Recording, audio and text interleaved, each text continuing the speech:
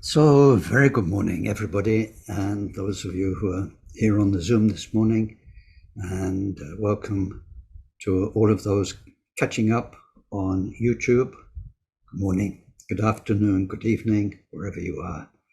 And this is the second of... All right, sorry, just reading the messages. So this is the second of 3 teachings this year on diligence. I imagine the 6 paramitas coming back quite often because they're so central. So this year we've got 3 teachings on them. And so we start, as we always do, with a very special moment of mindfulness and checking our attitude, our motivation, and trying to make it really as strong and as good and as deep and as broad, far-reaching as we can. We have 2 main focuses. It's like our 2 eyes, 2 focuses. One's enlightenment. That's enormous. What Buddhas are, the kayas, the extent of their activity, their qualities, it's endless. And then the well-being of all our fellow beings. More than you could ever imagine, endless, so many of them. So out of all of that, somehow you're you, I'm me, we're here on our journey in this very, very, very precious human existence. We have Dharma, we are very, very lucky. So remembering that, we do our starting wishes, prayers, motivation.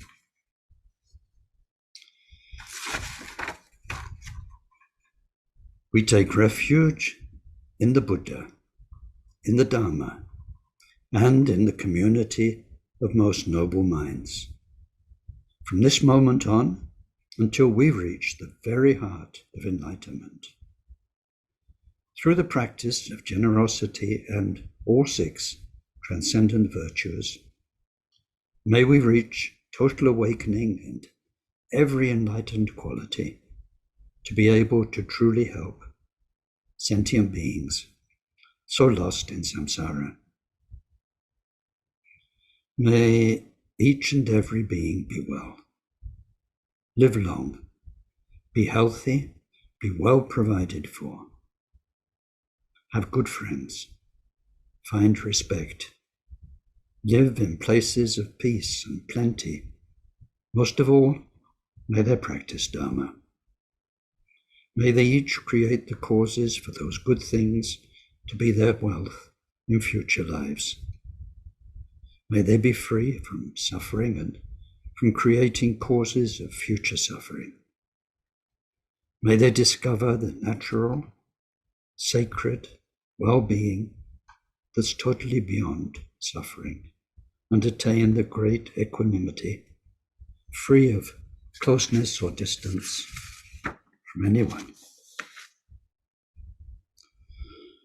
Deyata shame shammavati shameta shatra Om kuri marajite karota ke ori tejuvati uloyani Vishuddhani male malabhanaye kukure kaka grase grasana Om mukhi paramukhi amukhi shumbadavani Savagraha bandhanani nigrihitva Sava bhava pravadina vimukta marabhashansa vidva buddham budra Anudgatita sava mare bhutsarita parishuddhi Viga shamtu sava marakama.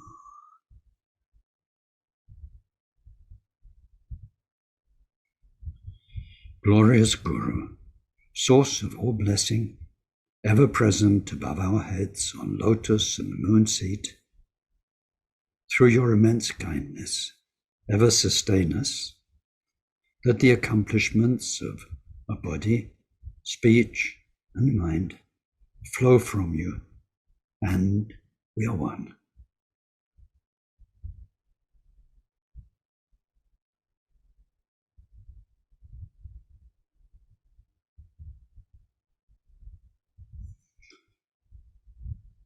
So last week, in the first teaching, we saw our definition of diligence. And of course, it's something we are training in, practicing. We'll practice even more and more until it's perfect. And we're heading for a diligence which is natural, just flows from the source through our own joy in Dharma, our delight in Dharma, because we know, we see, we realize the benefits of Dharma for ourselves and for everybody. But that's what we're heading for. We're on a path. Diligence is a paramita to be practiced, to be trained in. So, of course, it won't be like that at first, unless you're very lucky and you have beautiful karma from your previous lives, and then the joy of Dharma. I think one word we could say is the identification with Dharma. Dharma's what you really are. Then that can come quickly. So it will come differently for each person. But in the meantime, we have much more tangible, practical aspects of diligence that we can set in motion, be mindful about, learn about, and change ourselves to apply.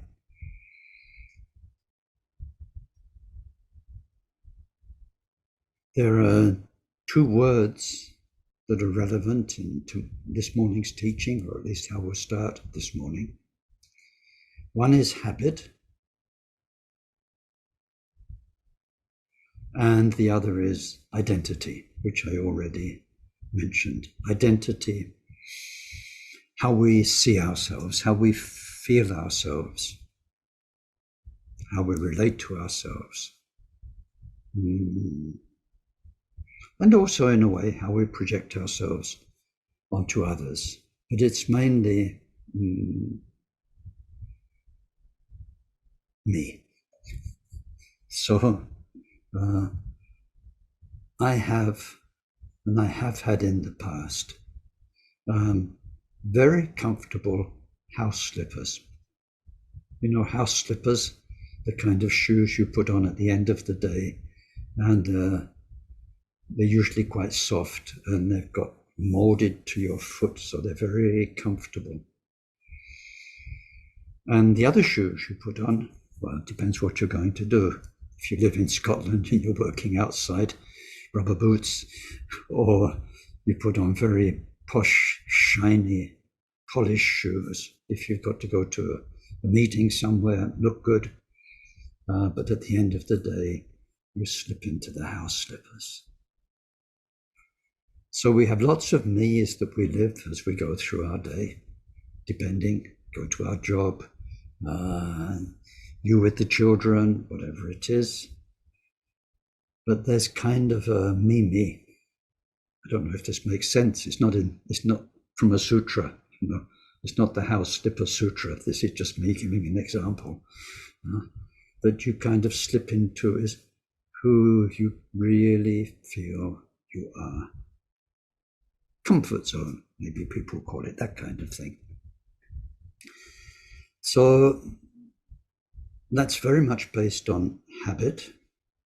And as we've seen through our definition last time, diligence is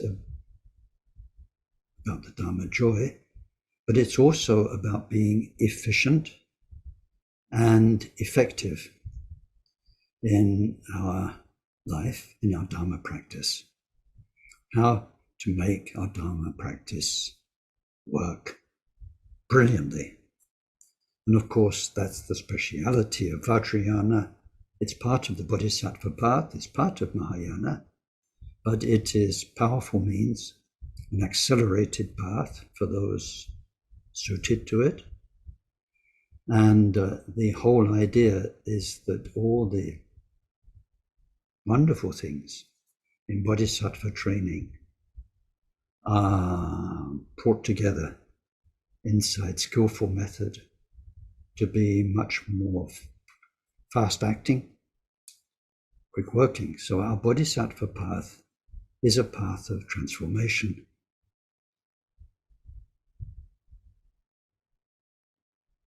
I was looking this week at fruit trees, and I was marveling. They do it all from dirt. Whatever makes an apricot, whatever makes a grape, with its color, beautiful apricot color, the tree gets it from the ground. You won't see that color in the ground. And an apple, all the shades, beautiful reds, yellows, greens on an apple skin. The tree makes that out the ground. And the taste and the flavor, you can't lick the ground and find apricot taste anywhere, but the tree knows how to get it out. It makes this. Our grapes just ripened, by the way. Not many, but they are delicious muscatel grapes. So then when you put it in your mouth, all of that flavor, the tree made it from the ground. Everything it does, everything it is, it gets it out of dirt. And you go around a garden, and out of the same dirt, more or less, this tree, this bush is making pomegranate flowers, and this bush is making apricots, and this vine is making grapes, and over there something else is making string beans. It's just amazing. So this is our bodhisattva path. We are taking who we are, something that's a long story. It's the earth of our being. Like earth is made from years, lifetimes of stuff. Here we have cliffs, sea cliffs, chalk, dead animals, bones. That's what chalk is, dead sea animals' bones. Millions and millions of years of piled up, compressed bones. So our life is hundreds, thousands of lifetimes of history made us who we are. And our bodhisattva path is going to transform that into the ultimate fruit of human existence, of Buddhahood. And Vajrayana bodhisattva path is going to do that very quickly, so we should expect change. What is the enemy of change? Is habit. So when we look now at the diligence teachings, we go back to what we looked at last week already, and we see that we are ineffective in our Dharma. We waste the limited, so precious time of this human existence in three areas, you'll remember. First is just idleness, let's say. Rather, laziness is a bit of an insulting word. Let's say idleness. And the second one is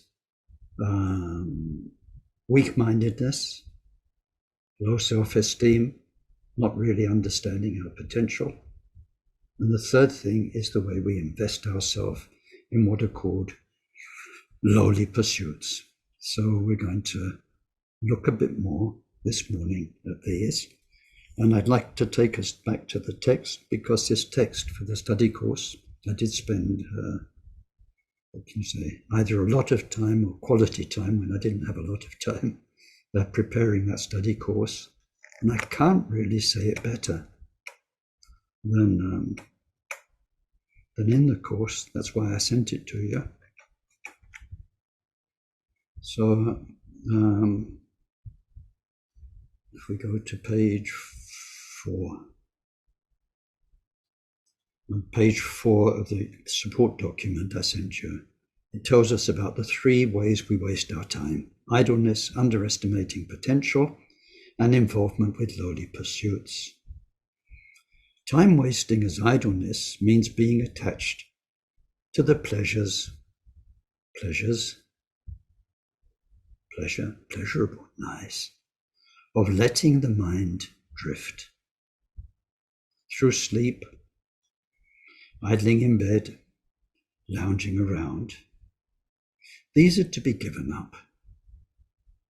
Why give them up? Because there's no time to spare for such things in this life. It's said, and then we get a quote from the Buddha. "Oh, monks, understanding would dim. Your life will be cut off. The creative power of life will be cast away. At one point, even the Buddha's doctrine will be destroyed for certain. Why is it that you don't practice with diligence, an unflinching discipline? For ourselves, the bodhisattva life, Shantideva says, death will come so quickly. Between now and then, the accumulations must be gathered. So that's wisdom and goodness, good karma.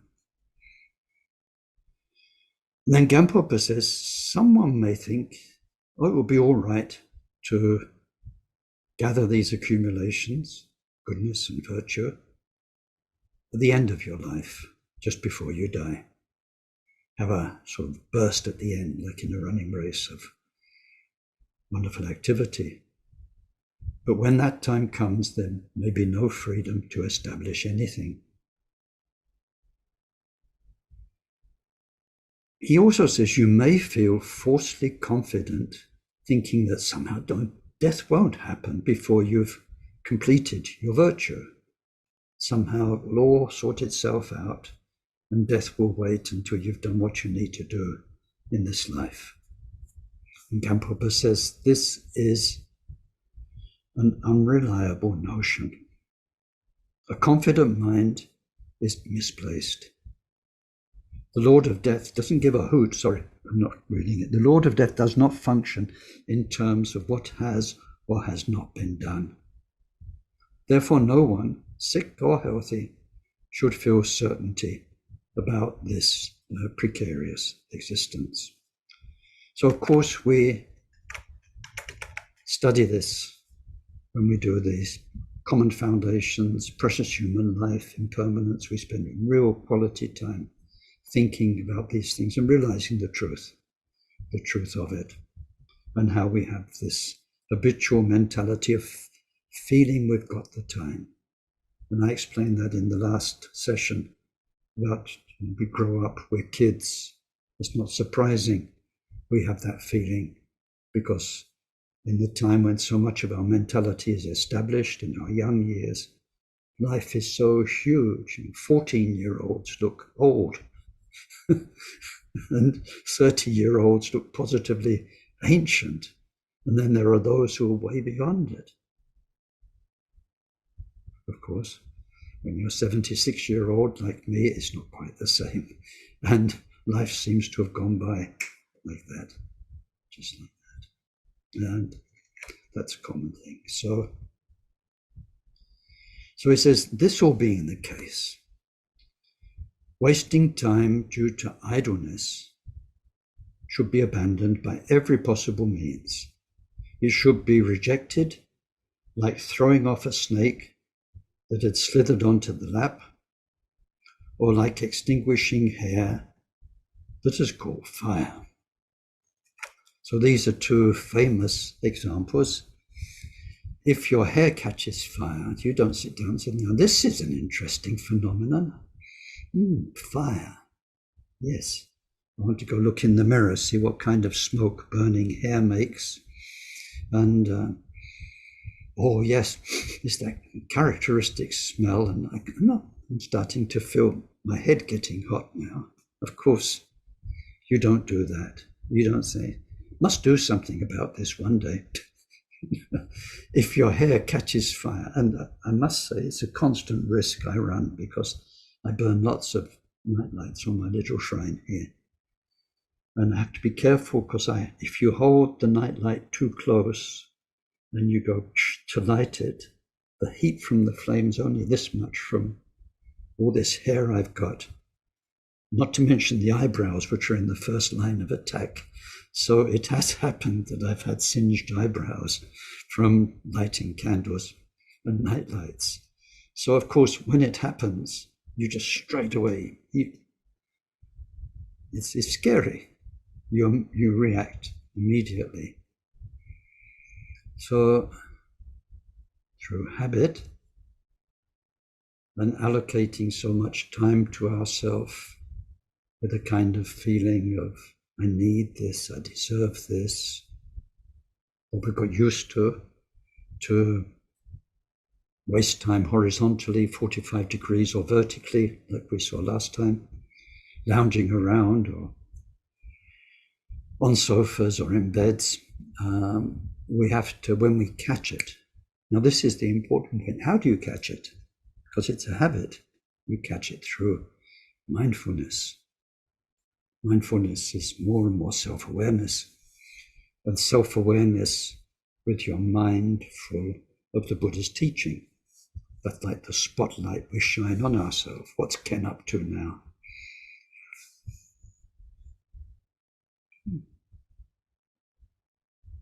Scrolling through social media again, or whatever it is. Then you catch yourself, and then you remember, like your hair on fire, enough of this, and you stop it. And again you stop it, and you become aware of how you waste time. You do it with kindness to yourself. And we'll come to this later on in this same chapter, this same topic, which is about intelligent rest. We need enough rest. We need enough alternation to do other things, to do what? To make us more efficient. And if you do any kind of physical work, you can't just go on shoveling. You collapse after 10 minutes?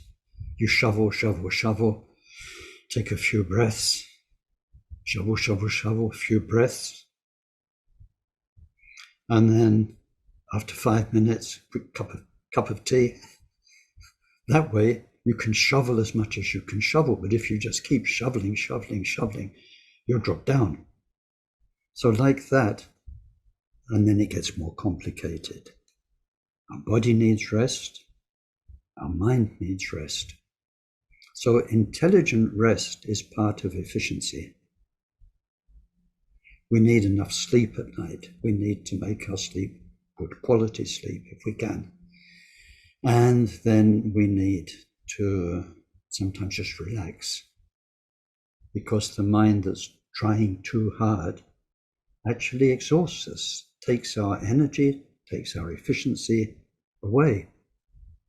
So you've got to find the right formula. Only you can do this.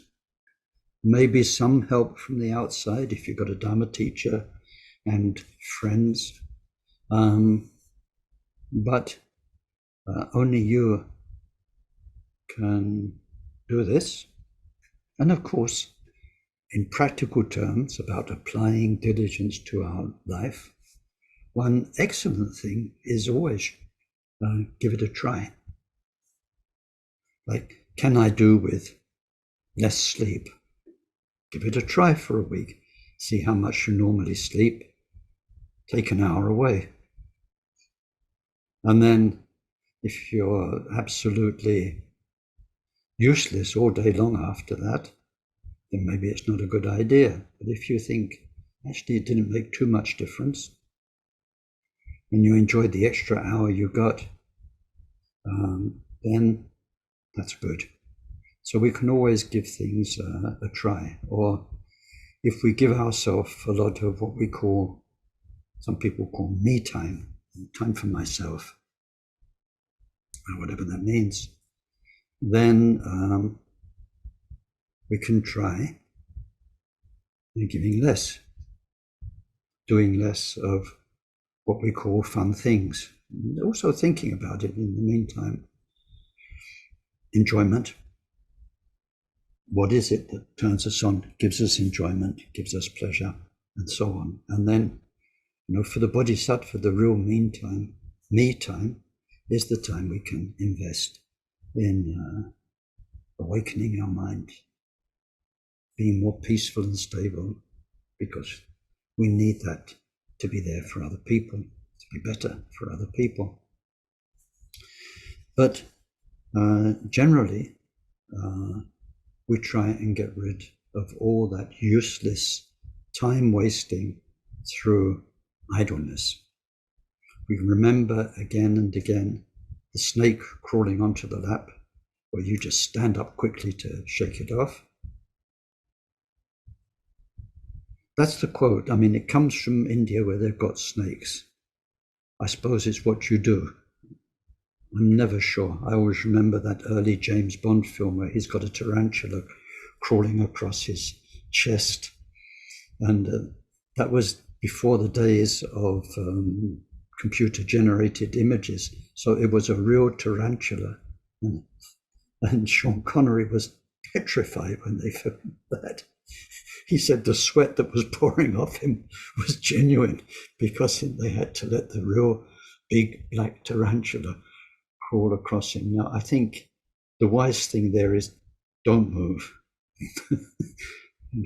Sometimes not moving is the best thing.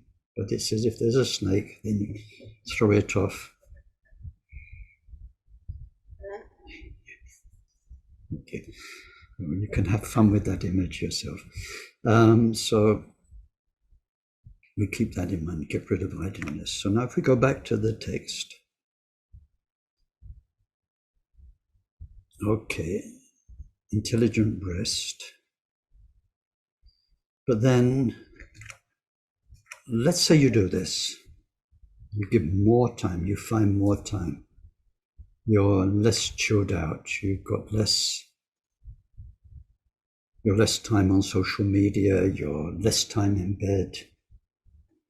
You're doing more Dharma practice, you're doing more prostrations, something. What are we practicing? Diligence. What is diligence part of? 6 paramita. What are 6 paramita? The actual way bodhisattvas live and practice, what they actually do, how they apply everything they know and believe in to their life. Why? 2 things that are sliding scales. Less ego, more compassion. As the self-centeredness goes down, our mind is more and more caring for others, has more space for others. Less ego, more compassion. So if your diligence is producing more ego, that's no good. Even though you're giving more time, you're doing more prostrations, you've done more study, you've gone to more courses, you've done more and more. From the outside, you look more and more like a Dharma person. You turn up at all the teachings.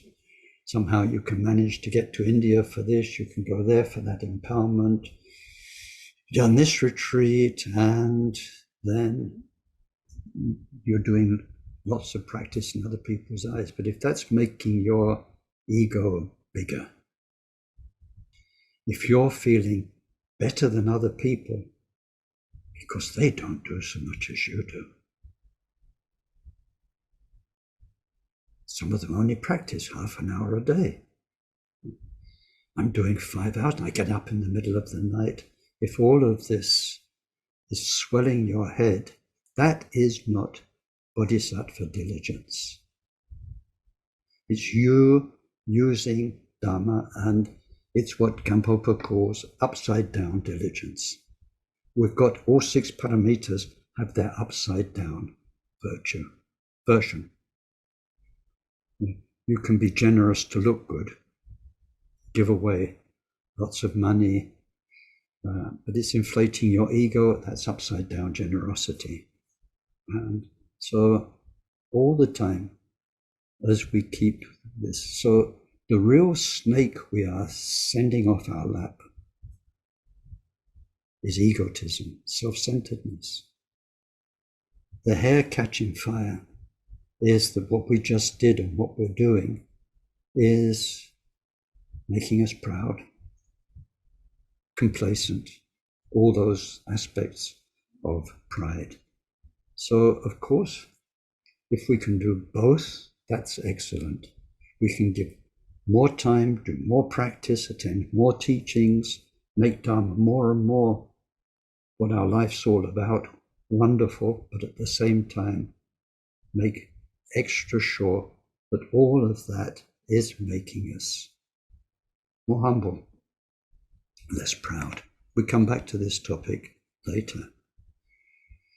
Now, in terms of underestimating our potential, then Gampopa says, this is a defeatist attitude whereby you feel, how could somebody like me ever achieve enlightenment, even if I made great efforts? Is this, like I said at the beginning, identity? It's the comfortable house slippers. It's me. It's kind of me. There's me. I'm Ken. I'm whatever your name is.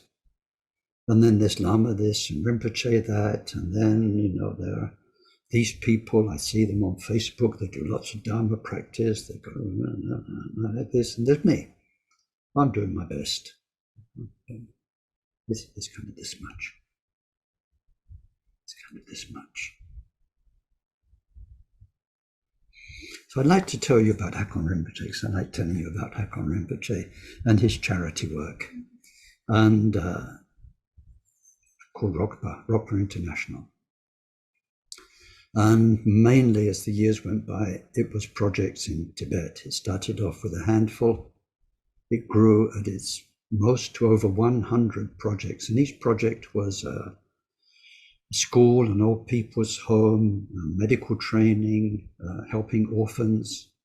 Wonderful work. And for a time, I was a figurehead president of Rokpa France. So each year we had to raise the money for the projects we were sponsoring. There were about 2, maybe 3. And it was a fairly low-key affair. I wasn't doing any of the work. Other people were doing the work. My name was just on the top of it, president. But they were doing jumbo sales, organized events, sponsored this, and we raised the money. One year, well, not only 1 year, but 1 year it was quite dramatic. Rinpoche came back from Tibet, and he'd signed up a whole load of new projects, not just 1 or 2. He'd committed. So when we saw him, he said, you've got 3 projects, I've got 3 more for you. And everyone's, but we can't do any more. We're all doing our most. We've done this. There isn't the money out there. We've got all the money we can get. And he listened to the moans. And he said, no, you've got to raise it. I've signed already. These are your projects. And so then you go, but how? How can we do this? Because, but by the end of the year, when we had to come and report what we'd done it, we surprised ourselves. We amazed ourselves. And Rinpoche was excellent at doing this, of bringing out qualities people didn't know they had. I remember one person he put in charge of making statues. and a very spaced out person, not a very fine worker type of person. Most of us were thinking that wasn't a good choice. He got it wrong there.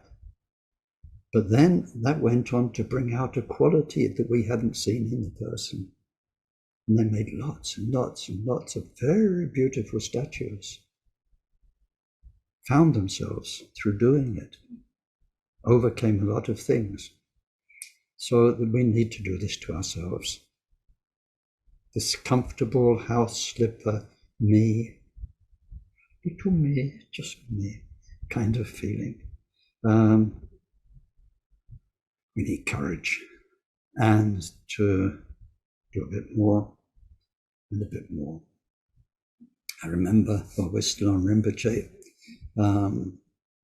I have a little house in Sangaling grounds. It's a log cabin, and the foundations had to be built. The cabin came as a kit from Finland in 2 containers, but the foundations needed laying, so I did that manually. At the time, Katya was very physically weak, very, very weak.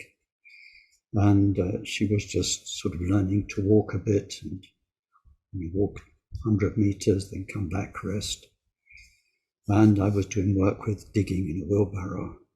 And one day Rinpoche said to her, "You should do at least 1 wheelbarrow a day." And she kind of looked at him, because like a wheelbarrow full of gravel or sand. And he said, "Yeah, just one a day." And so she did. And then after a week, he said, "Now try 6. And so she took it slowly, spread it out through the day, but she managed to do 6.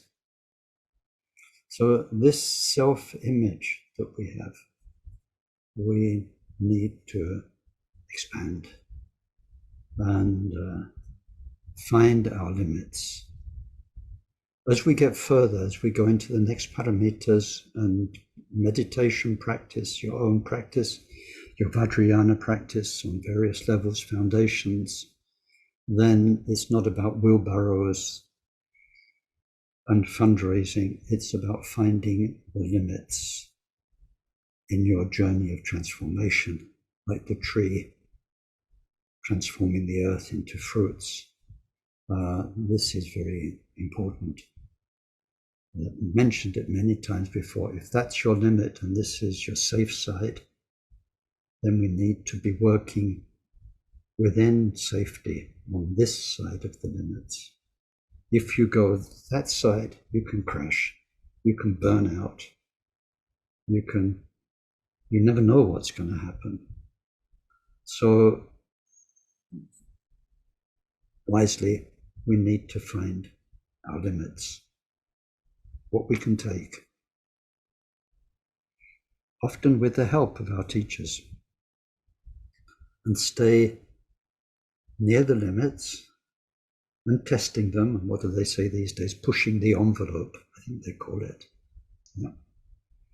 But staying safe, because remember, diligence is about being effective, being efficient, doing as much as we can.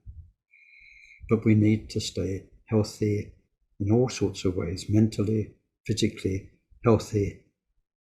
We're in this for life. So that's a whole story you sort out with yourself and with your teacher.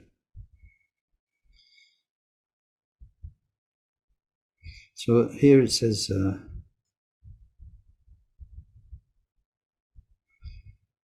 if they develop, it's a quote from the scriptures, the power of diligence, it's quite a big if, but never mind, even bees, flies, bluebottles, or whatever insect will achieve enlightenment, so hard to attain. That being the case, how could one such as myself, born human into the right time and group, with an understanding of what is beneficial and what is harmful, not achieve enlightenment, providing I don't abandon the bodhisattva conduct? So the Buddha nature teachings say that. They say that any being could do this. They just need to apply themselves to it. We all have a mind. This mind is naturally Buddha.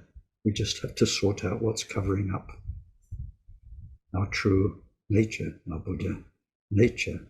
So we need confidence in our Buddha nature. This is vital to this second kind of not wasting our time through limited self-image. There's a lot to think about here. I hope you're discovering, like I'm discovering, how deep this Paramita of Diligence goes. It's not just about hard work. It's deeply psychological. And of course I'm sure it's raising questions in your minds. So let me tell you, we need confidence in our Buddha nature, who ultimately and truly we are.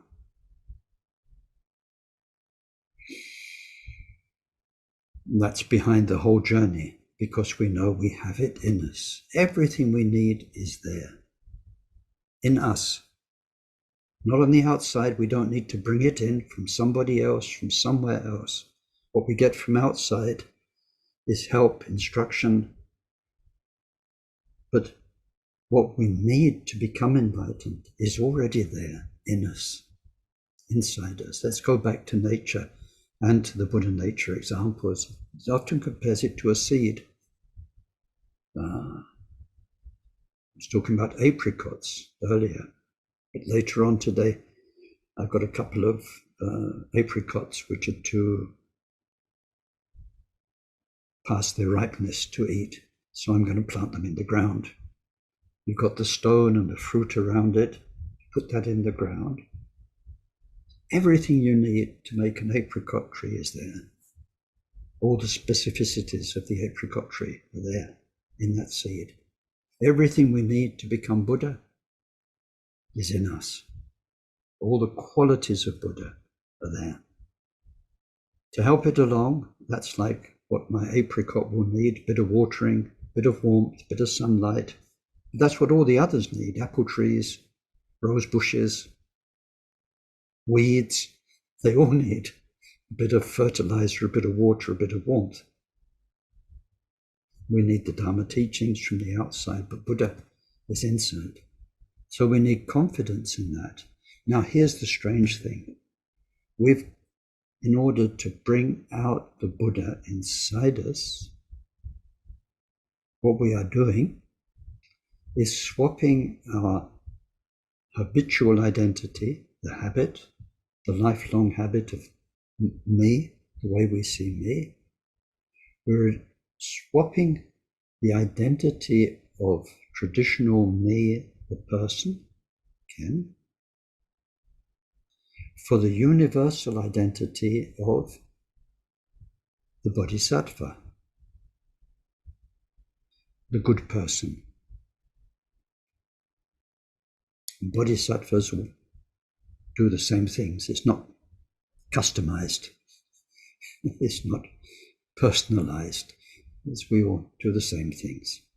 Often in these teachings, I tell stories, often the same story of, I won't tell the same story this time, but of somebody who has an accident, somebody else helps, and they say, thank you so much for helping me.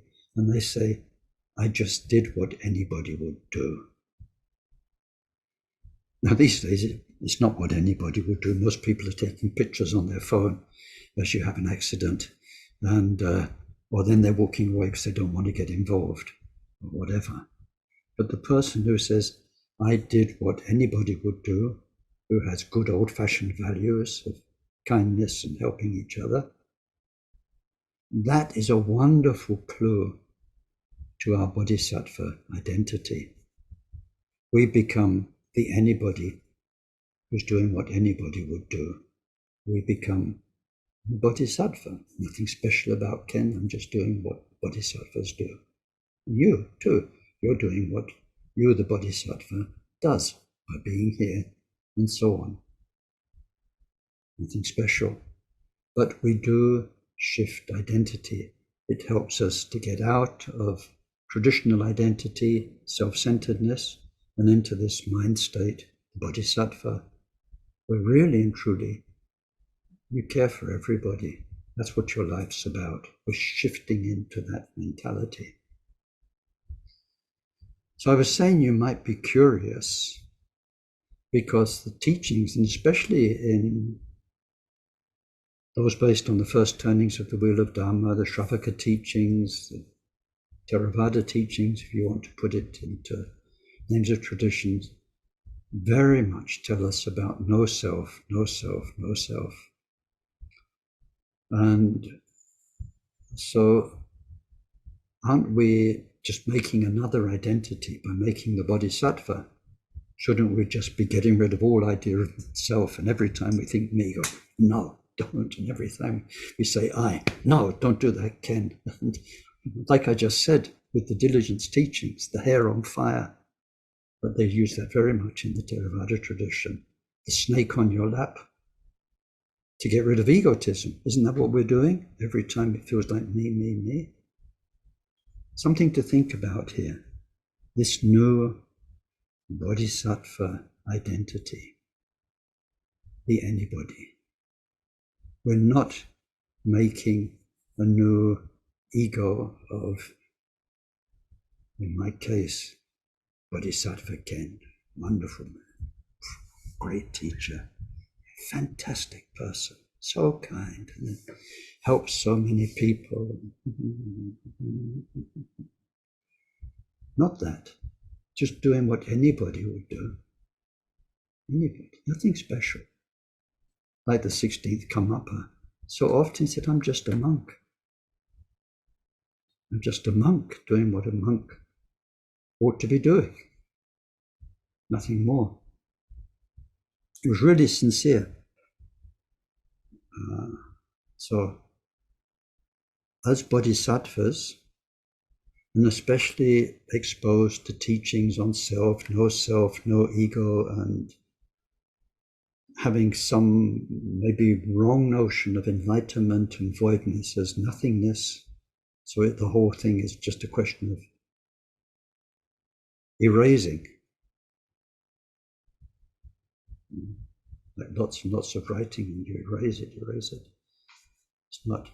On our journey to becoming the Buddha, we really are. We need the bodhisattva identity, and we need to make it strong and reliable and adhere to it. Universal identity, not a personal identity. And then time wasting through involvement with lowly pursuits. This is an easy one. The Gampopa says involvement with non-virtuous activities like overcoming enemies. So life can be full of fights. It can be real fights where actually you've got a lawsuit with your neighbors and this and that, this real out there battles, conflicts in the workplace, conflicts in the family, with your children, with your parents, with your siblings, fighting over inheritance, fights out there. But even if we've stopped fighting out there, and a lot of the Bodhisattva teachings are about that, some of it says, let them win. It sounds terrible at first, but they're so wrong, and it's so unjust what they've done. My dad died and my brothers have taken all the money. Somehow they've done much better than I did or whatever, something like this. We've read some of the Bodhisattva teachings, says, it's not worth it. Let your mind be free. Let them have it. Let them have it. And we may have done that. But in here, we're still fighting. In here, we're still telling ourselves the story. Who was right? Who was wrong?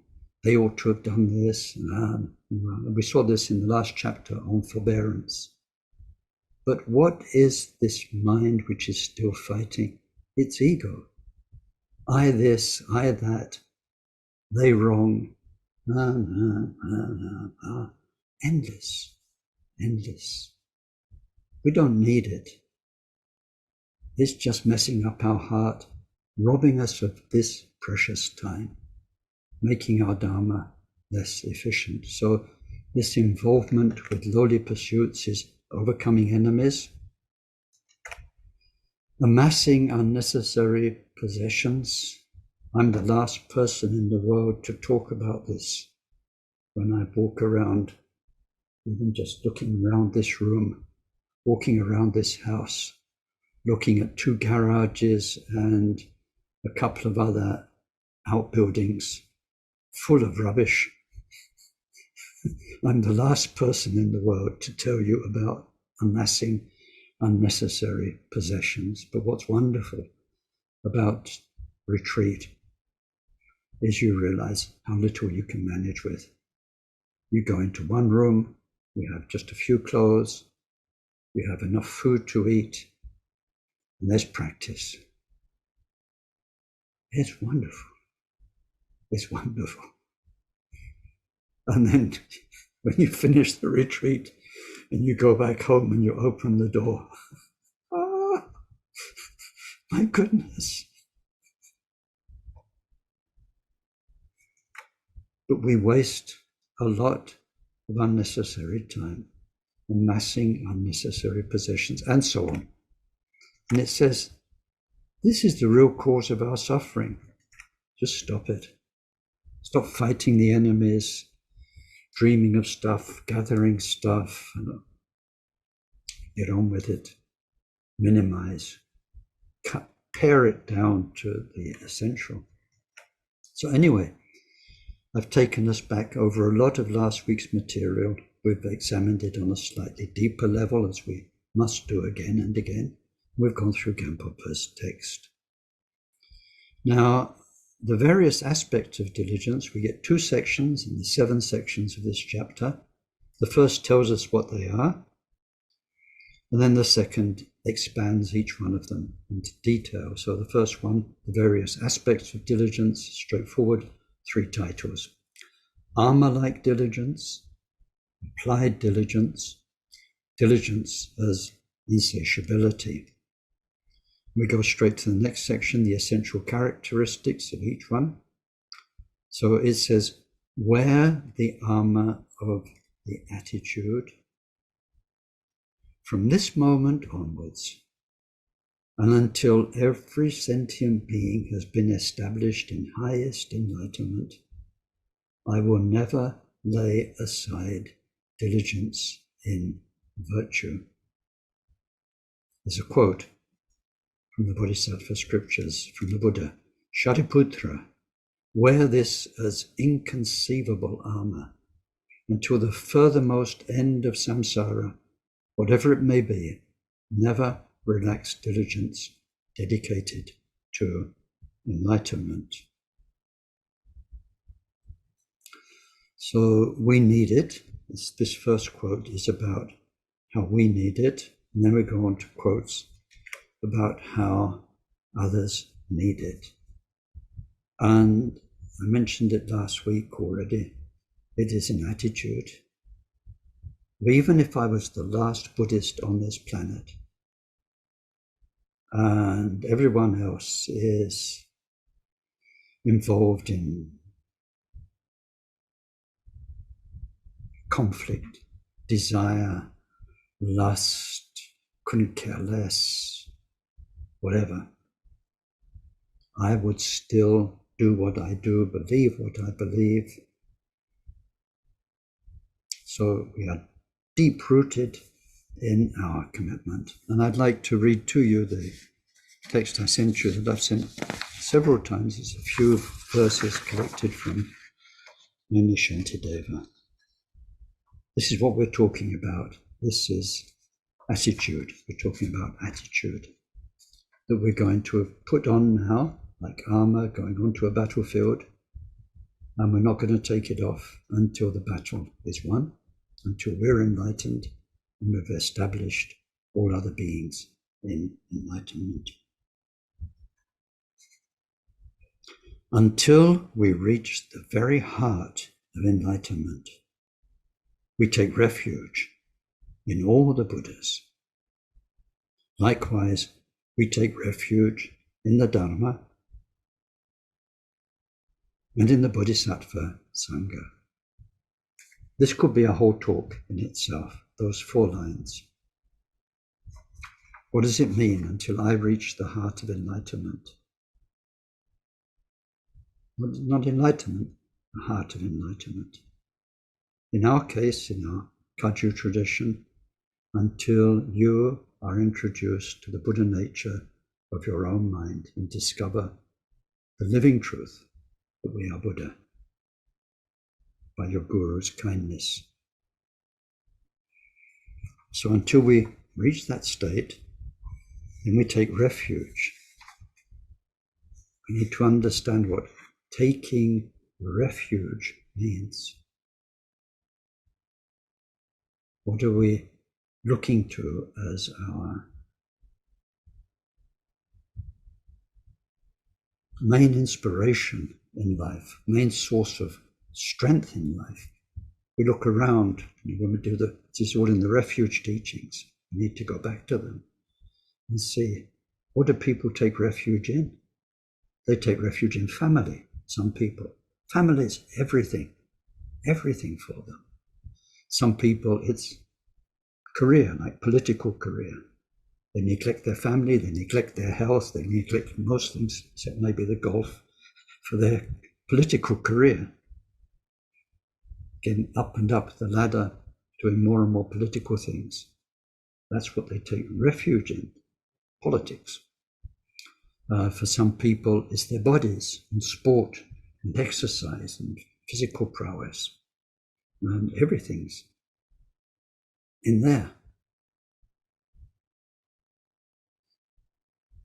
Some people, it's mental prowess, being bright, being clever, speaking cleverly, knowing lots and lots of interesting things, and all the rest. Maybe they put on too much weight, they don't get enough exercise, they don't look after their family very well.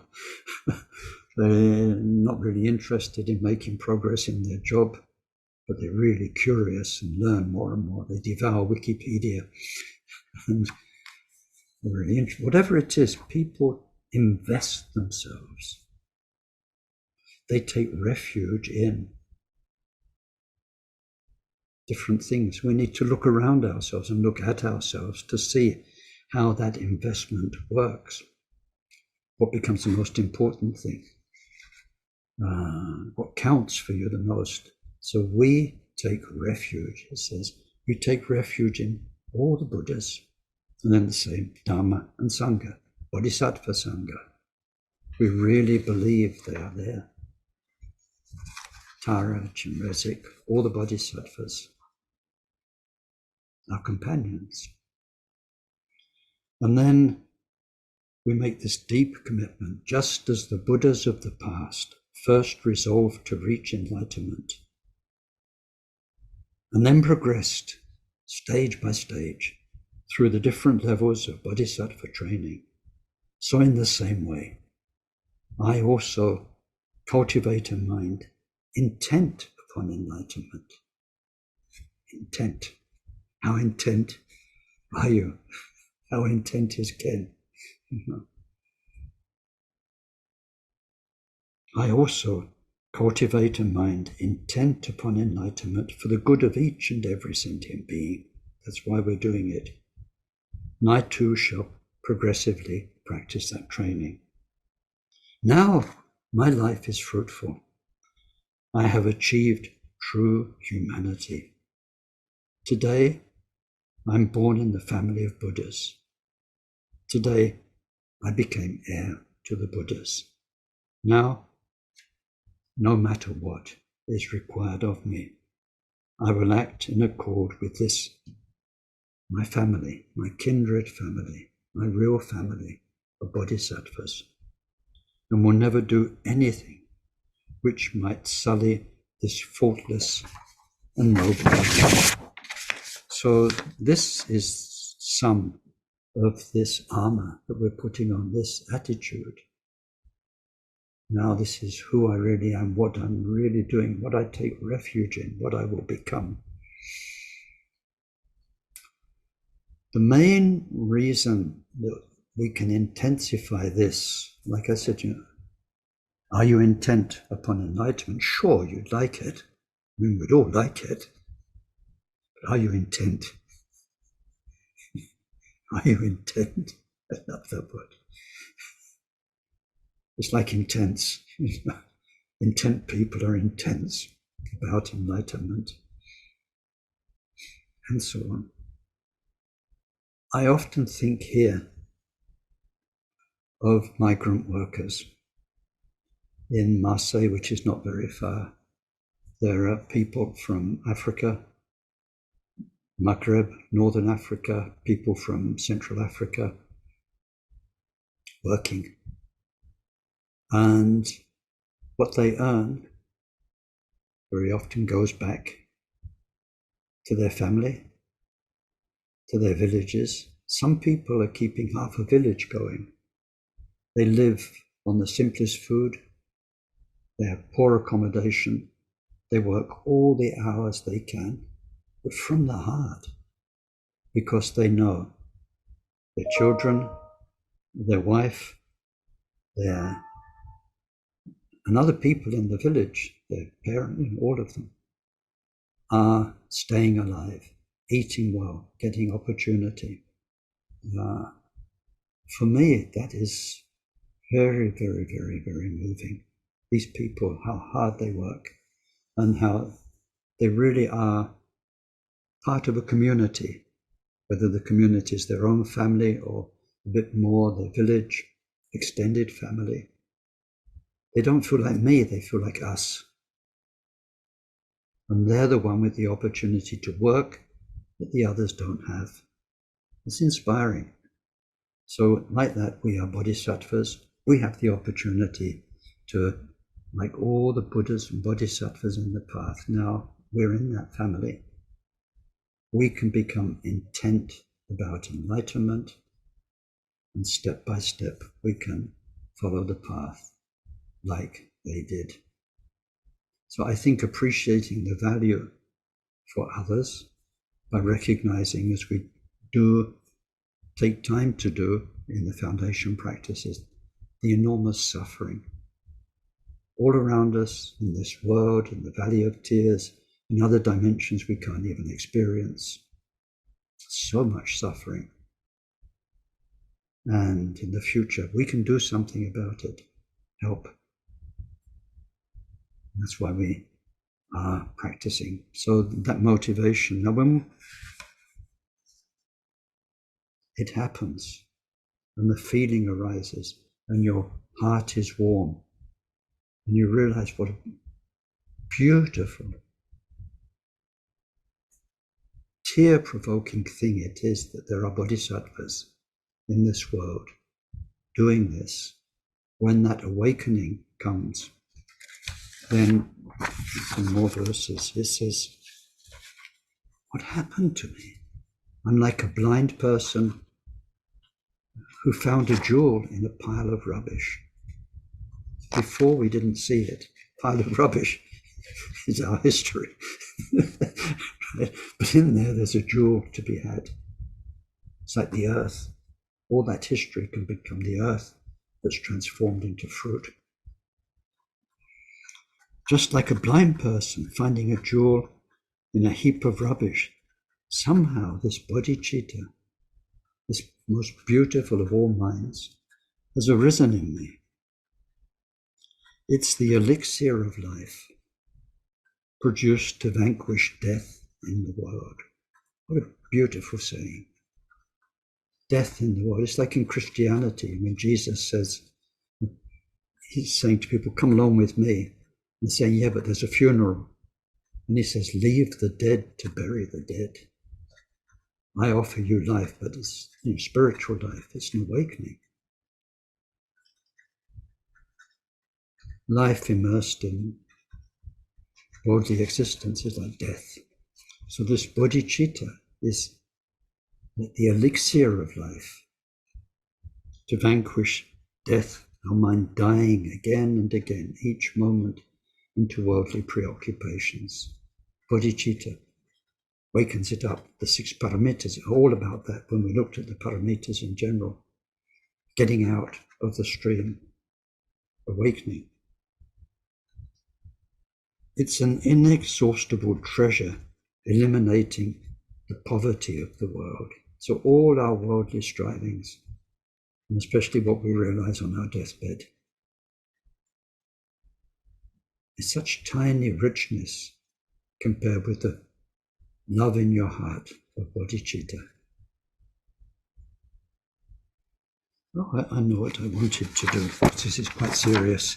I wanted to share some words of a song I wrote with you, just a couple of words from the verses, if I can find it.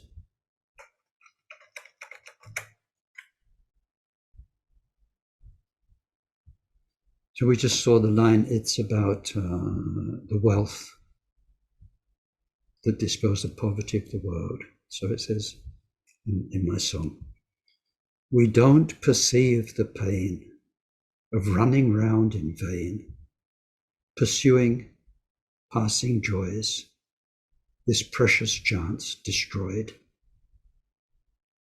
Cardboard palaces with paper thrones, there's no blood inside these stones. In delusion mists, so lost, compassion's wind, blow them away. It was all a search for love. It was all a search for love. In strange mirage lands, we build on shifting sands. Just like last night's dream, it's not quite all it seems. This bewitching magic play has led us all astray. The selfless sun must shine in voidness's truthful sky. It was all a search for love. It was all a search for love.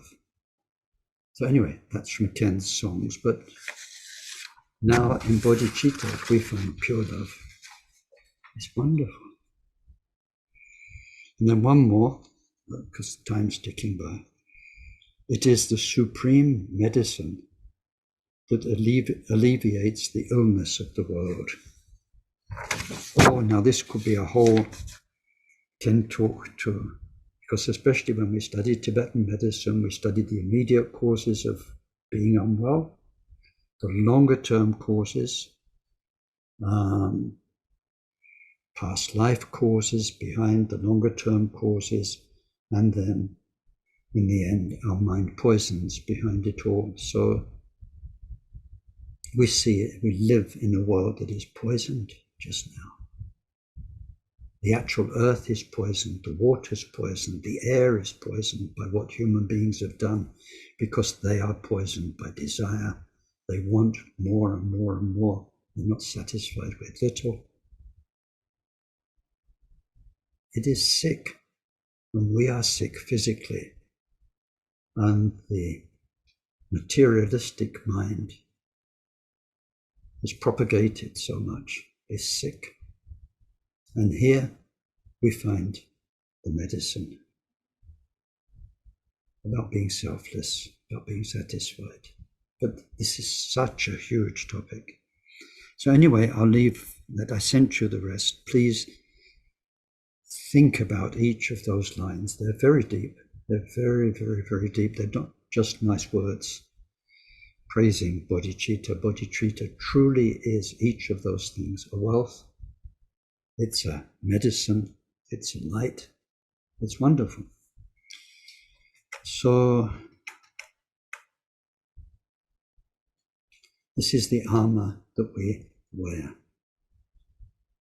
And then by wearing that armor, once you've worn it for a few lives, and you're a shining bodhisattva like our Rinpoches and good teachers, then the fact that you are a light in the world will draw other people to you.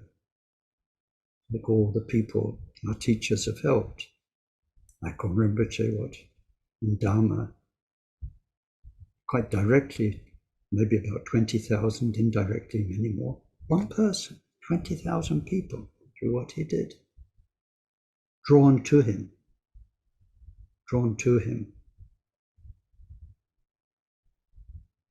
by basically what he was, trusting him because of what he was. So that trust, that inspiration, through having worn the armor of bodhicitta, will draw other people to you so you can help them. And then we wear it all the time, diligence we're talking about. And in one sutra it says, enlightenment cannot be sought through certain cosmic ages in which the armor is worn and certain others in which it's not. It must be worn all the time. So this needs to become an unchangeable attitude. We're talking about attitude here. Who we are, what we're doing, bodhisattva path, like all the Buddhas before us, ourselves. It's like on a battlefield. Because this armor's stuffy, so you don't like it, and take it off. The first enemy who sees you take your armor off is going to come up. You're done for. This is really true. On this journey we're on, for everybody's benefit. Mara out there, ego in here, is just waiting for you to take that armor off. Then it will make a fool of you, and you'll regret it. In your mind journey, where things get complicated, we need to adopt the attitude of diligence and be diligent in keeping the diligent attitude diligently applied. And then there's one thing it says, if in order to liberate even one being from suffering, I have to abide nowhere else but in hell for 1,000 cosmic ages, this fills me with joy. It does not matter how much or how little time it takes, or how much or how little suffering it involves. Such an attitude is the bodhisattva's armour-like diligence. Now, of course, you can't do this from day one. 1,000 cosmic eons is a rather long time, and hell is a really horrible place. And it's there just to help one person out. You might cop out and think, no, I can do a lot more work on earth, and probably in one lifetime I can help 20 or 30 people. But this attitude of, even if I had to do that, I'd be happy to do it. Happy to do it. So we can't do that from the beginning. In the bodhisattva levels, they do this. When you have made a connection with a bodhisattva, they will be there for you, looking after you, being able to help you as much as they can. This is the problem, as much as they can. Given your mind and your circumstances, they will never abandon you, never. Always here. So we're going to do that. So of course we train in little things. At the beginning, somebody phones up and says, Ken, can you come round and see me? I'm having a bit of a tough time.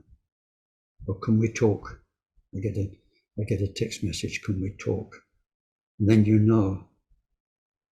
person X talk, that's at least an hour. Most usually it's an hour and a half, sometimes 2 hours. So we think of all the things we could be doing, but then think, could I really manage an hour? Perhaps an hour and a half, perhaps 2 hours. Yes, I've actually got the time. And you text back, okay, of course. And then you hear the same things that you heard last time, and the same story, and you give the same advice when you can get a word in or two as you've given before. You know that. And I'm making just a simple example. I'm not thinking of anybody in particular, certainly nobody here. But it's just how we start. We can cut off from our leisure time to do something that's in helping time. That's what we're looking at here. If I had to stay even 1,000 eons in hell, I'd do it. We need to understand the feeling. You get the feeling of you have to give up something in order to help somebody. But when you've done it, you're glad. You're glad your time was useful. And it really will be useful, because if you do it in the way we do it as bodhisattvas, praying to Buddha to help the person, praying to all the refugees, praying to the lineage, so that although they're talking to you, or you're helping them with something practical, maybe helping them fix their car or whatever, nevertheless, you are creating a Dharma connection. And you're thinking life after life through the power of this, come back together again and again, and I help them on the path. But anyway, the attitude is, where we know we're going is whenever that time comes, even if I have to spend all my time so long just to help one person out of trouble, happy to do it. That's where we're going. We're step by step working on that path. Applied diligence, which is now the next topic. First one was diligence in wearing the armor. The second one has got subsections, 3, getting rid of afflictions, accomplishing virtue, working for the welfare of others. So if you remember the teachings on right conduct, then these are the 3 aspects of right conduct. So now we're being diligent, which is not something you can do all by itself. You can't just sit down and be diligent. You have to diligently do something. It's an adverb. So diligently getting rid of afflictions. These are the reason for our suffering. We're dealing with our own afflictions here. And so how do we do that? Now we've heard about the attitude. This is a lovely one.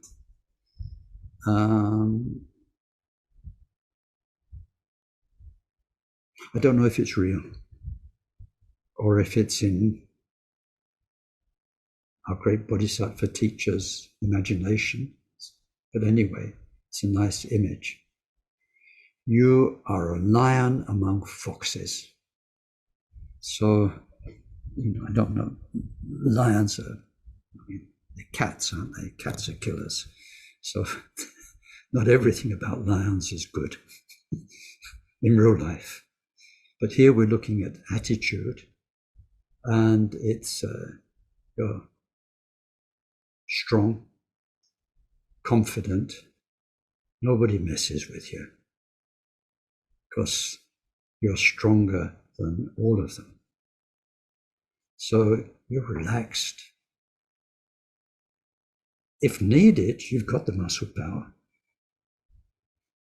You're strong, but you're relaxed.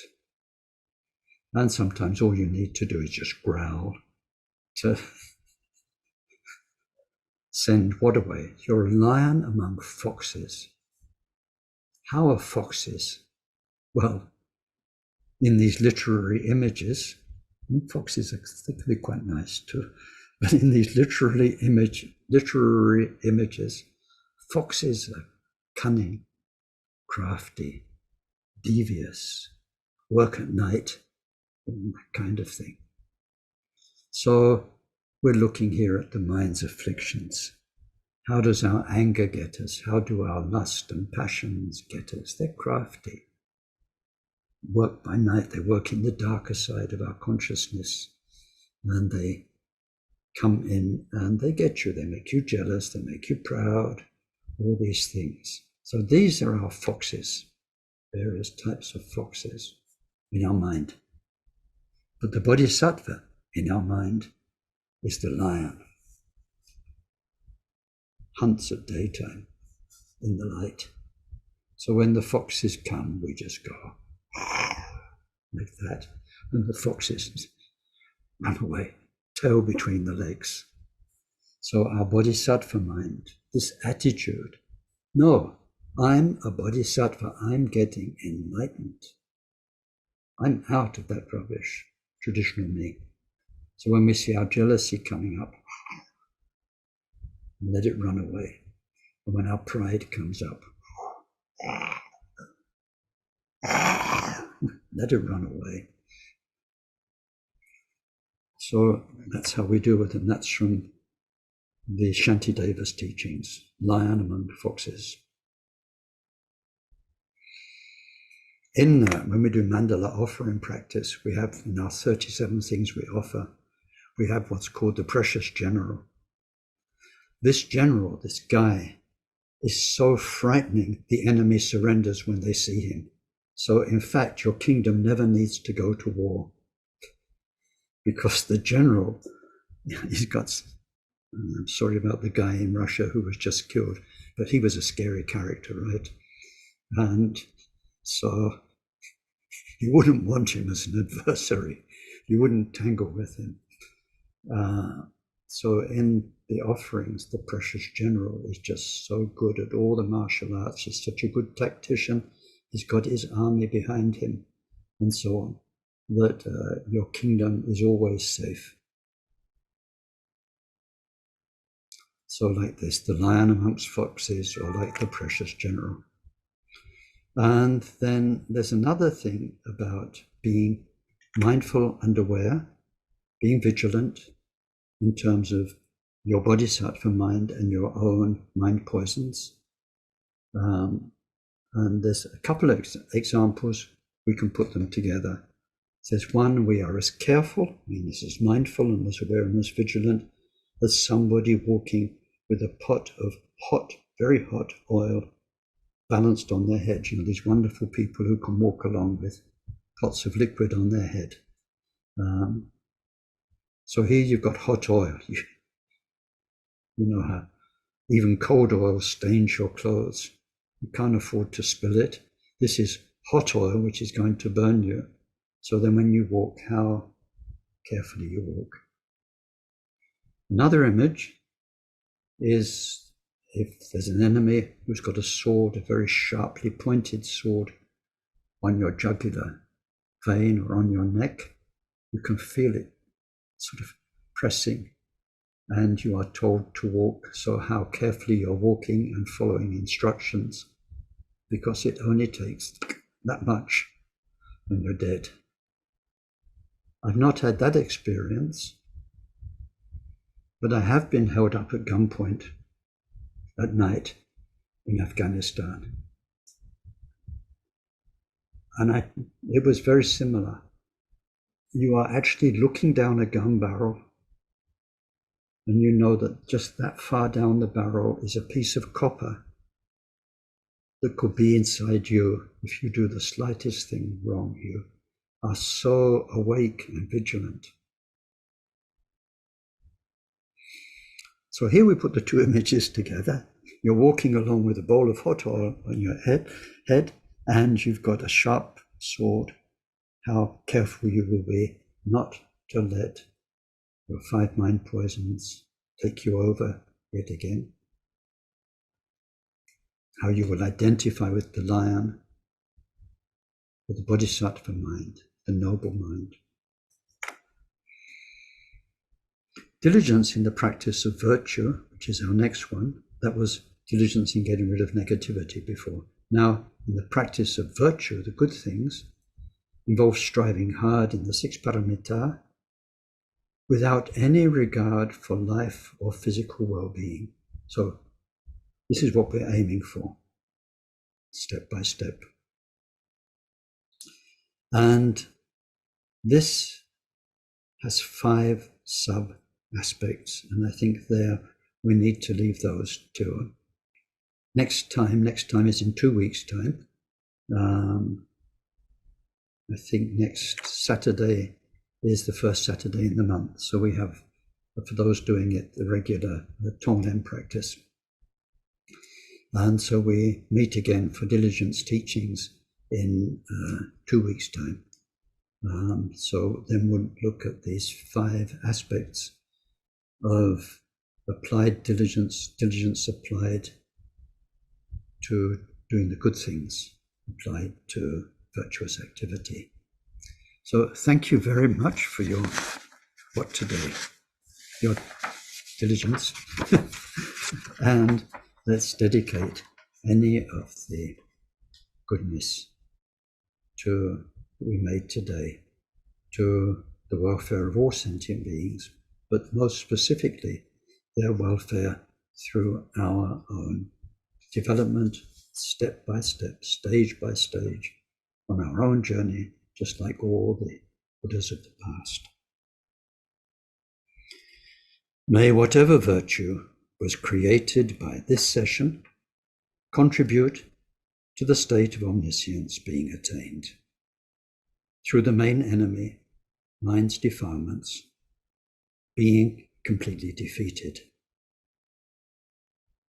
Through that, may each and every sentient being become freed from the ocean of existence, troubled by the waves of rebirth, aging, sickness, and death. May this precious bodhicitta arise in those in whom it's not arisen. May its development know no setbacks, and may it increase ever more and more. Through this virtue, may we quickly achieve Mahamudra and establish every single sentient being in that same accomplishment.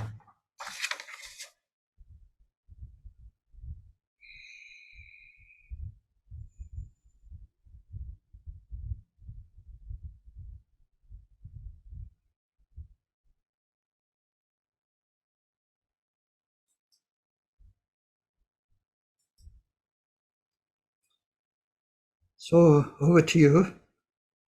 It's your time for reflections, and hello to those I didn't get to say hello to earlier on.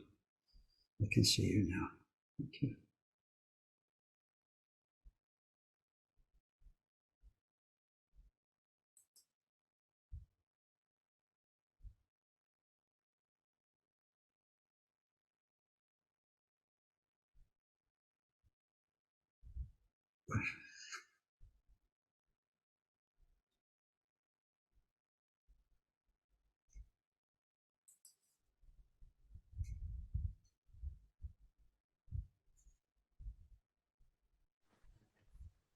Ken, maybe say something about how to navigate with these moments when we get discouraged, when we start to see the formidable defilements that we're carrying, and it just all feels so heavy and dense. Good question. It is in the next session. It is one of the topics. It's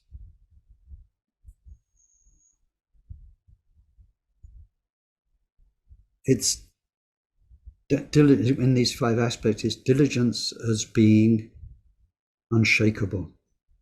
So it's there that we look at the various things that can shake us. And well, I can think of several things that might help. I think in general,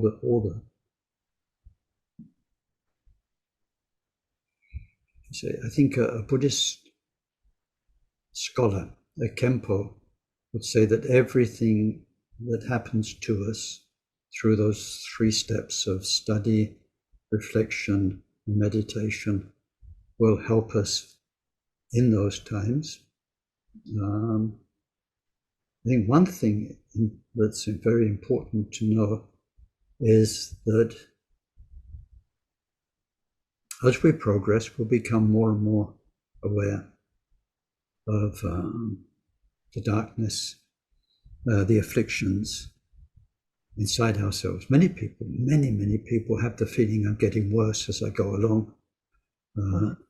And it's not, it's just we're more aware meditation, mindfulness, all of these things have helped us see behind the scenes of the me that we project to ourselves and that we project to others.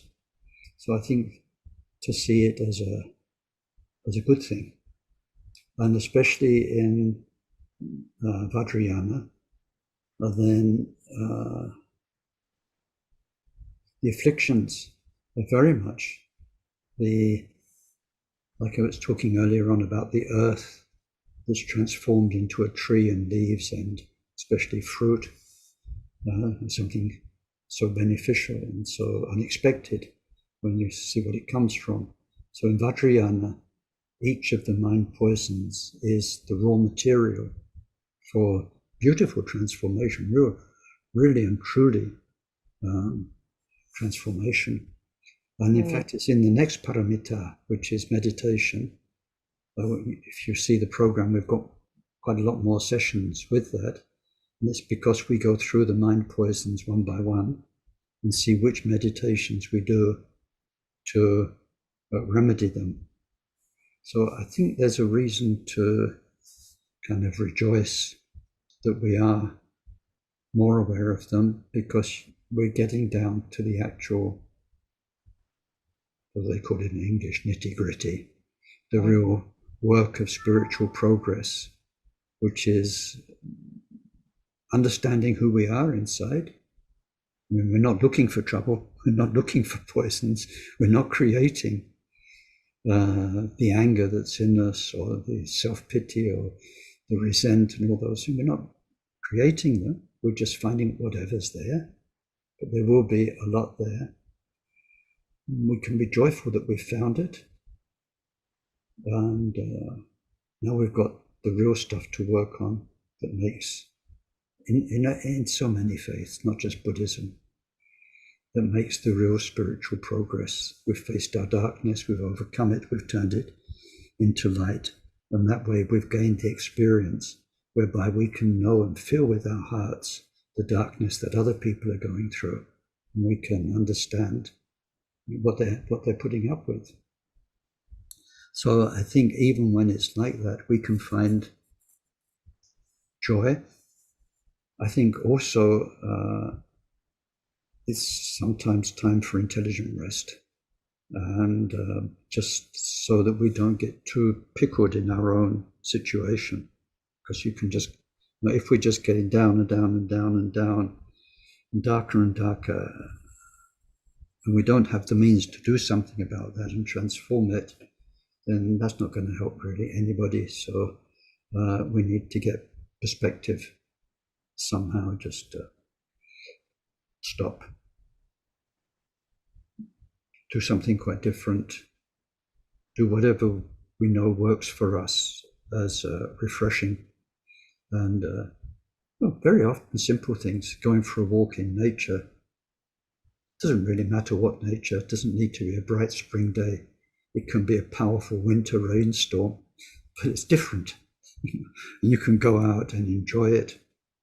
And then to inspire ourselves in the Kagyu lineage, we read the lineage life stories, and we see how our ancestors in the spiritual journey, how they had stuff to work with, and how they cracked up at times, even though they were great teachers, some of them very great masters, how their own teachers helped them to deal with it.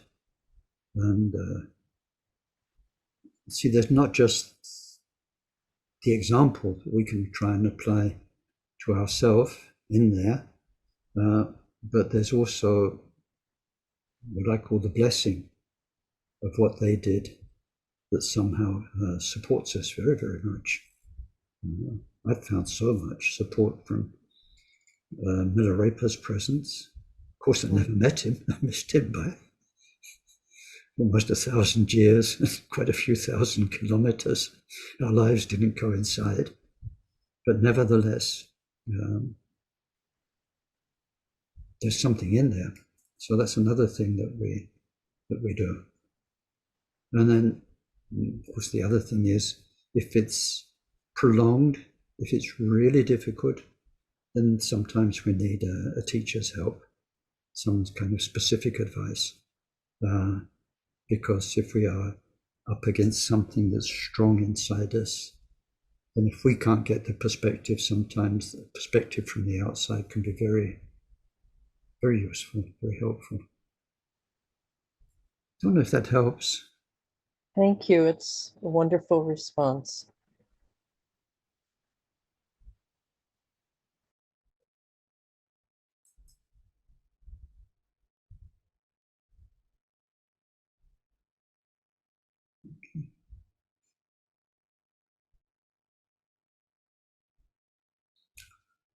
Well, maybe we've got an early ending today. Hi, Ken. I was waiting to see. I was waiting to see if anybody had questions. I think one of the most important lines out of today's talk was replacing the habitual person with a bodhisattva person. That's very hard to do. You started off with the two words habit and identity.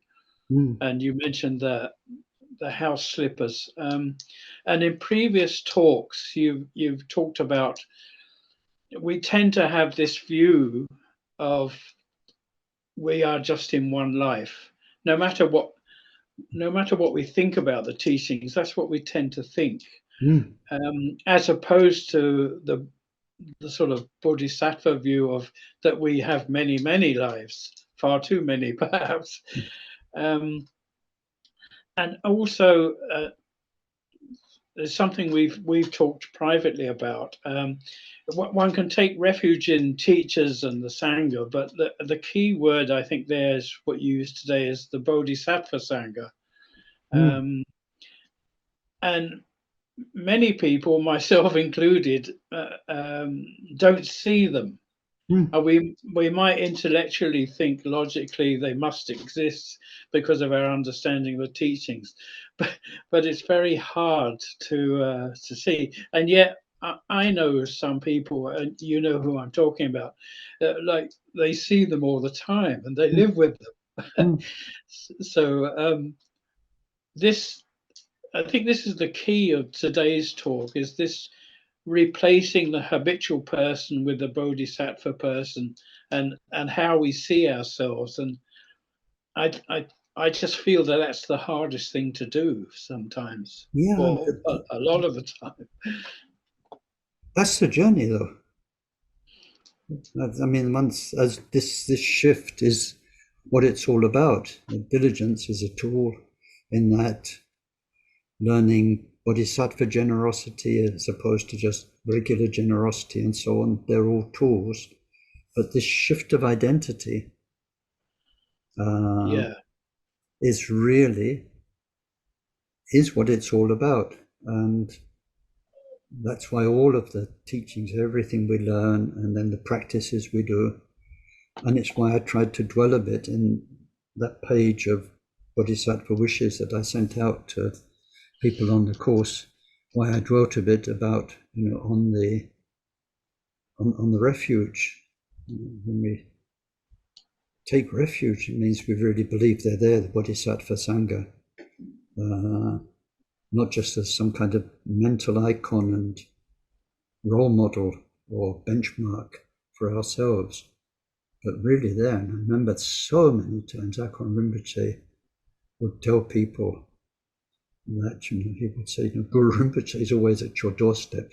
He didn't actually mean, in your house, that you need to open the door to see if Guru Rinpoche is there. What he meant is, he's always there, or Tara's always with you. And I mean, what can we do? What can we do? The beginner's stage, is so much to do with faith, trust, because we don't have the living proof. We haven't actually got a blast of our Buddha nature yet. Tara didn't actually come in for a cup of tea yesterday, with you. And it's all very inspiring. What we do have are living human masters, and they are very often inspiring. So often I talk about Akon Rinpoche and his varied work, humanitarian and therapy and Dharma work. I mean, that was real. And so everything he said would lead one to believe what he was saying, because when you ask him what made him who he was, I think I mentioned it in last week's talk, when somebody asked him and Trungpa Rinpoche how long they've been friends, thinking how many years they've known each other, and they talked, and they said about 500 years, that they've been particularly connected. But he certainly saw himself like that. And then when he said, that Tara's always with you, Guru Rinpoche is always with you, that was real for him.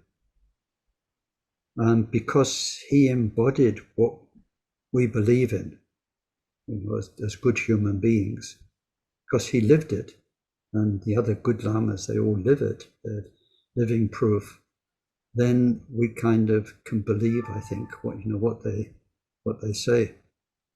But it's a question of faith. It's one of the reasons that the next parenthesis before we go from diligence to meditation, paramita, is these 22 examples, because the first ones show how at the beginning of the path we're on the journey of faith, and how our bodhicitta is then, and as the faith and the confidence develops, how it changes through 22 wonderful examples. But it is a question of faith. It's not a done deal.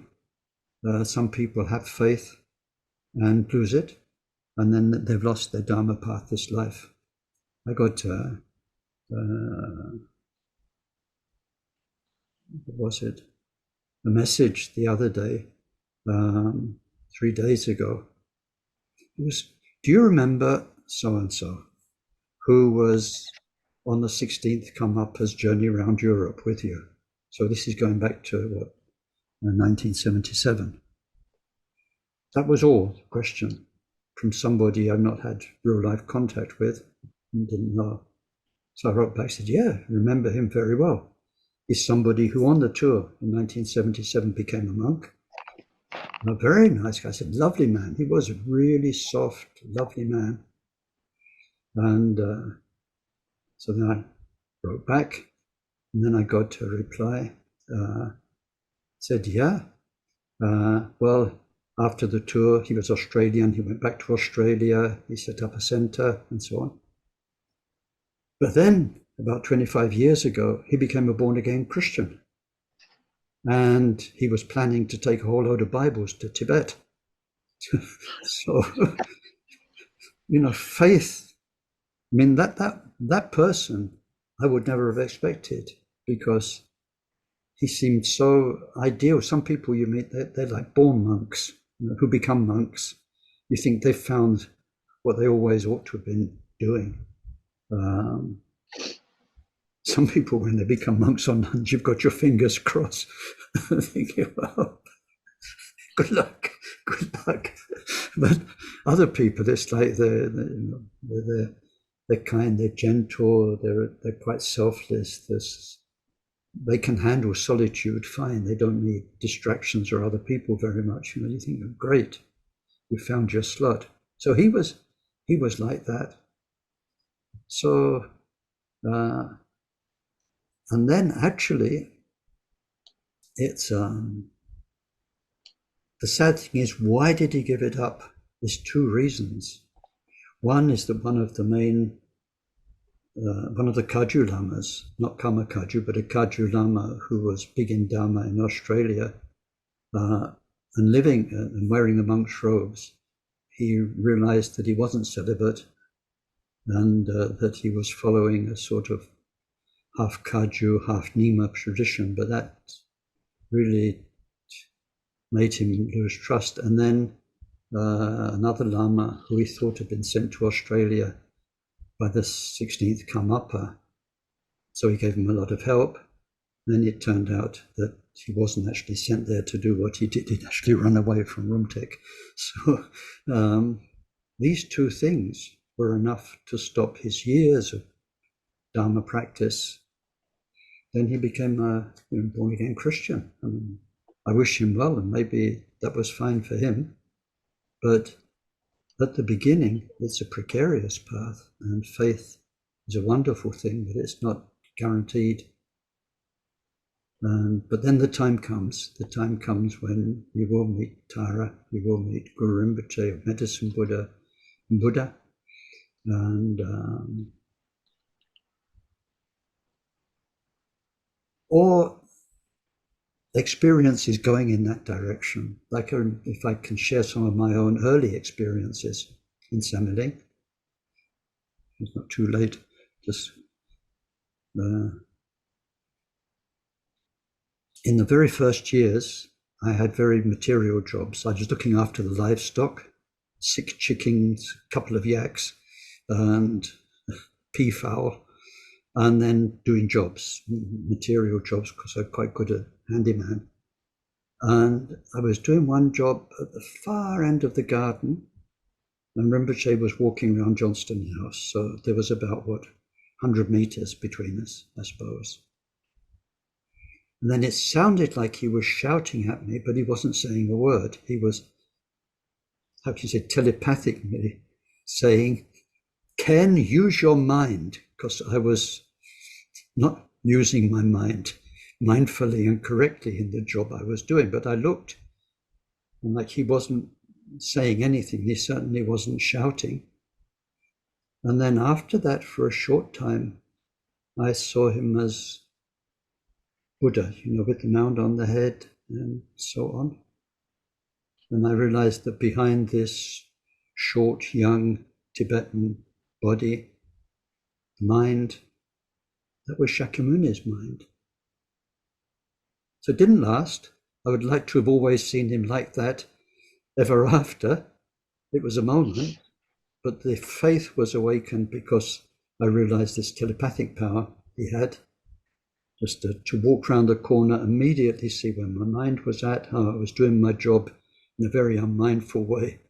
And it's like, Ken, use your mind to give me the message.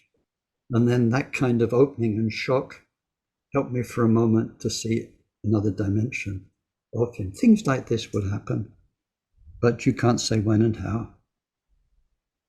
And sometimes it takes a long time.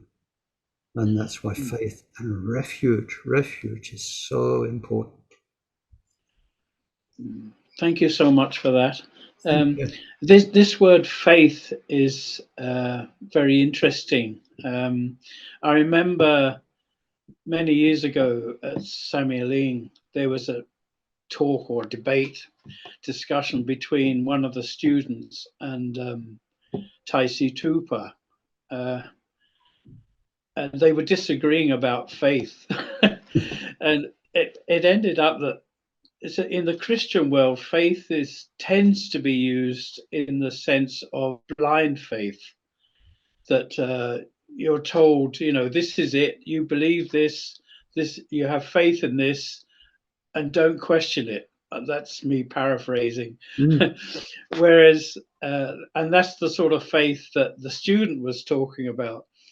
But Taisuta explained that, no, that's not faith. Faith is something that may start off very small, and the more you practice and study and put into it, your faith increases. So, one was arguing that faith should be eliminated, and the other one was arguing that faith should be increased, but they were arguing about two different things. Yeah. So faith is a very difficult word to use, I think. Yeah, it's hard to find words sometimes. And then, of course, when we unpack it, it's in the Precious Human Existence teachings. We get 18 qualities plus the 3 types of faith. And then it's unpacked into those 3 types, which make so much sense.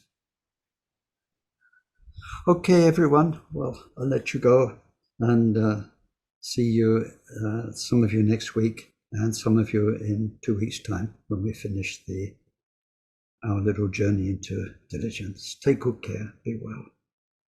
Bye-bye. Thank you, Ken. Bye-bye. Thank you, Ken. Bye bye, everyone. Bye-bye.